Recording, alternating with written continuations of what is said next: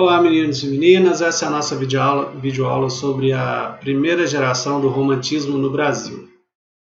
O romantismo no Brasil, principalmente a poesia, é dividido em 3 gerações. A primeira geração é focada na figura do índio e na exaltação da natureza. A segunda geração é marcada por um forte pessimismo e é chamada do mal do século. E a terceira geração reflete os ideais de liberdade e abolição e a chamada de condoreira, certo? Nosso foco nessa aula é a primeira geração. O contexto histórico geral da formação do romantismo na Europa está muito relacionado à Revolução Industrial, né, que vai favorecer, por exemplo, o aumento na impressão dos livros, a rapidez nas publicações e na circulação do material, e a Revolução Francesa, que vai formar um forte nacionalismo nos sujeitos, nos escritores, e esse nacionalismo vai ser refletido no Brasil. Nessa imagem, vocês veem a pintura Liberdade Guiando o Povo, de Eugène Delacroix, que reflete esses ideais, né? A bandeira da França ali em destaque, e essa mulher que personifica a liberdade guiando o povo, quer dizer, os ideais de igualdade, liberdade e fraternidade. Esses ideais também vão influenciar no Brasil, mas no Brasil nós temos certas particularidades.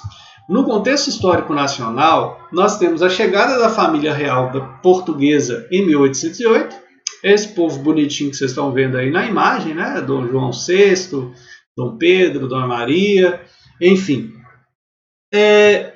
Essa chegada da família real portuguesa em 1808 vai favorecer o desenvolvimento, principalmente da corte, né, do Rio de Janeiro, e vão se criar universidades no país, na colônia, né? Vão se criar a imprensa oficial. No Brasil não se publicava nada antes e agora passa a se publicar, né? A se imprimir coisas aqui. E isso vai culminar com a independência do Brasil em 1822. Então você pega os ideais de liberdade, igualdade e fraternidade da Revolução Francesa, que vão formar esse nacionalismo, com a necessidade de formação de uma identidade nacional que surge com a independência, e nós vamos ter os elementos que levam os românticos a escolherem o índio como o elemento nacional. Quer dizer, o indianismo, né, essa primeira geração do romantismo, que vai ser chamada também de indianismo, o indianismo vai ter na figura do índio o herói nacional. Tá? É marca dos românticos de todos os países que escolham, que exaltem um herói nacional. Na Europa, esse herói nacional vai ser representado pelo cavaleiro medieval, certo? No Brasil, essa figura do herói vai ser o índio.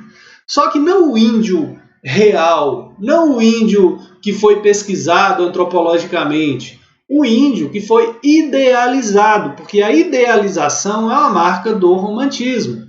Tá? Então esse índio vai ser um índio externamente, mas ele tem características internas europeias. Então ele vai refletir os valores cristãos, os valores morais europeus, tudo isso vai ser refletido por esses índios que são representados na primeira geração do romantismo, certo?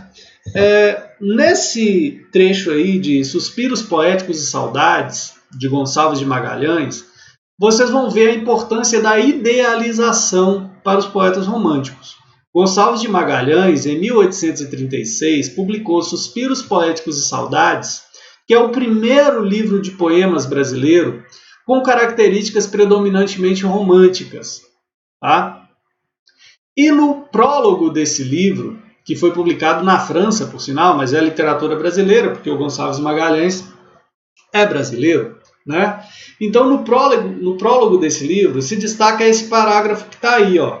Seja qual for o lugar em que se acha o poeta, ou apunhalado pelas dores, ou ao lado de sua bela, embalado pelos prazeres, no cárcere como no palácio, na paz como sobre o campo de batalha, se ele é verdadeiro poeta, jamais deve esquecer-se de sua missão, e acha sempre o segredo de encantar os sentidos, vibrar as cordas do coração e elevar o pensamento nas asas da harmonia até as ideias arquetípicas.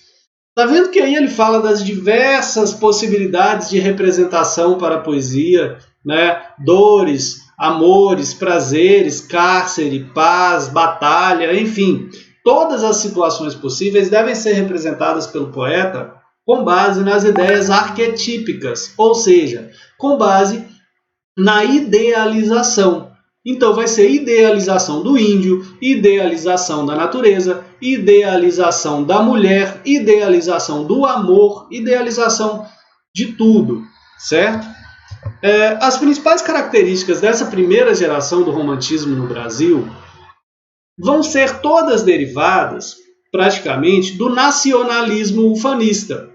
Porque, como eu disse, esses poetas estão tentando construir uma noção de nacionalidade. O Brasil tinha acabado de se tornar um país independente, politicamente, né? E, então, esse nacionalismo ufanista vai se desdobrar na exaltação da natureza. Tá? Esses poetas vão falar da natureza brasileira como um país idílico, né? Como um lugar paradisíaco. E vão focar também na idealização do índio, como eu já disse para vocês, vão construir no índio a ideia do herói nacional, certo? Além disso, tem também a idealização da mulher.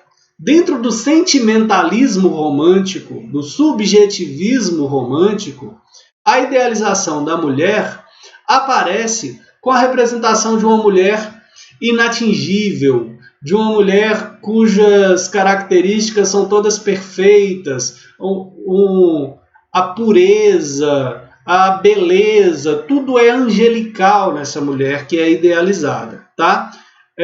No indianismo, essa mulher idealizada pode ser uma índia, mas também eles não escrevem só sobre índio, né? Eles também falam de amor, e ao falar de amor, esse amor é idealizado e essa mulher amada é idealizada.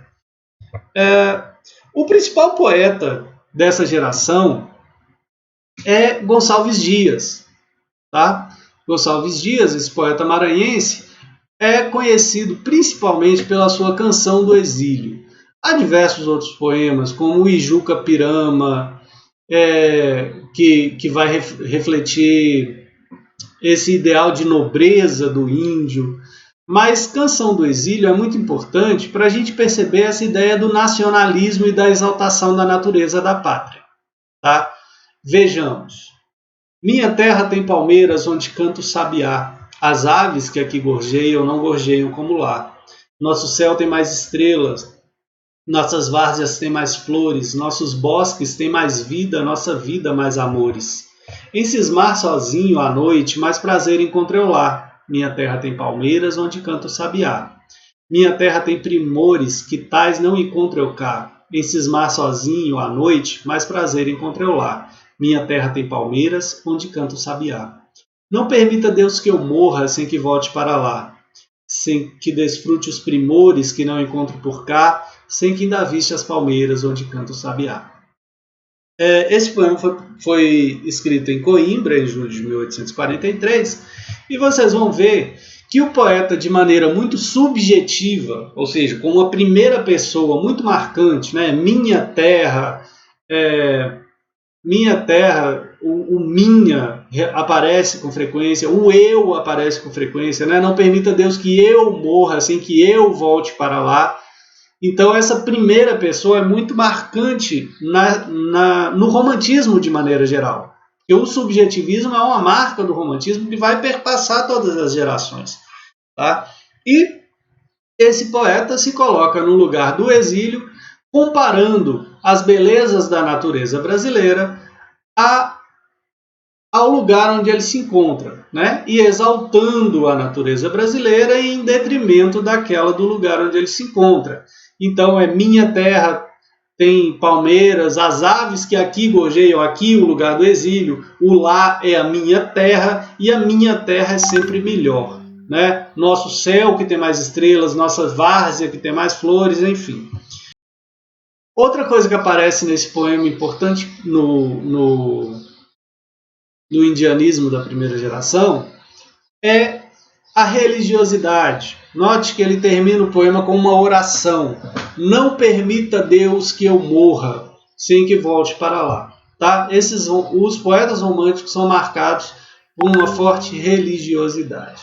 Certo? No mais, a gente vai falar mais sobre esses poetas do romantismo no encontro síncrono de quarta-feira, certo? E podemos tirar mais dúvidas ali. No mais, obrigado pela atenção e até lá.